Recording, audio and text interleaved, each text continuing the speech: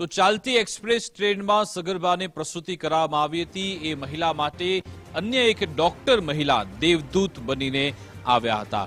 ચાલતી જબલપુર વેરાવળ એક્સપ્રેસ ટ્રેનમાં પ્રસૂતિ કરાવવામાં આવી। સગર્ભા મહિલા માટે લેડી ડોક્ટર દેવદૂત બન્યા હતા। ગાયનેકોલોજીસ્ટ ડોક્ટર અદિતિ પાઠકે તેમની સુરક્ષિત ડિલિવરી કરાવી હતી। વિરમગામ નજીક ટ્રેનમાં જ સફળ પ્રસવ કરાવ્યો। સાધનના અભાવ વચ્ચે ડોક્ટરે સમય સૂચકતા દર્શાવી હતી। ડોક્ટર અદિતિ પાઠકની માનવતાવાદી કામગીરીની ચારે બાજુ પ્રશંસા થઈ રહી છે। ત્યારે ગુજરાત ફર્સ્ટ ન્યૂઝ સાથે પણ તેમણે ખાસ વાતચીત કરી। તેમણે આખો ઘટનાક્રમ જણાવ્યો હતો।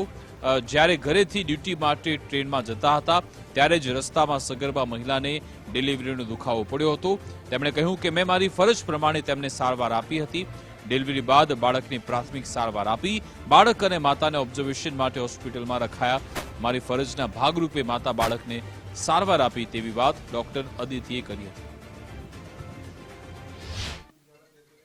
હું મારા ઘરેથી ડ્યુટી પરની જે જગ્યા છે ત્યાં જતી હતી। જબલપુર સોમનાથ ટ્રેન હતી જેમાં હું અમદાવાદથી વિરમગામ સફર કરતી હતી।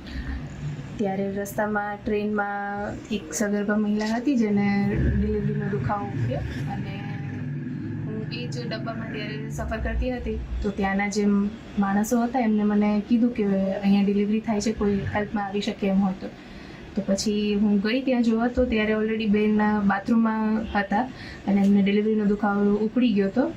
ડિલિવરીનો જે પ્રોસેસ હોય એ શરૂ થઈ જ ગયો હતો। બચ્ચું લગભગ બહાર આવી ગયું હતું। પછી ત્યાં એ સમયમાં જે મને સૂઝ્યું એ હિસાબથી બચ્ચાને પકડ્યું, એની આજુબાજુની નાડ જે વીંટળાયેલી હતી એ કાઢી, બહારથી જે માણસ પાસે કોઈ સાધન મળે કે જેનાથી હું નાડ કાપી શકું એ મેં માંગી, એને સાફ કરી અને પછી એને કાપી મેલીનો ભાગ ત્યાં જ નીકળે એ રીતે પ્રયાસ કર્યો કે વધારે લોહી ના પડે અને બેનને ત્યાં બેસાડ્યા બાથરૂમમાં થોડી વાર, બાળકને લપેટી અને પછી એને વ્યવસ્થિત સાફ કરી અને ત્યાં મમ્મીને કીધું કે બચ્ચાને ધાવણ કરાવી દે।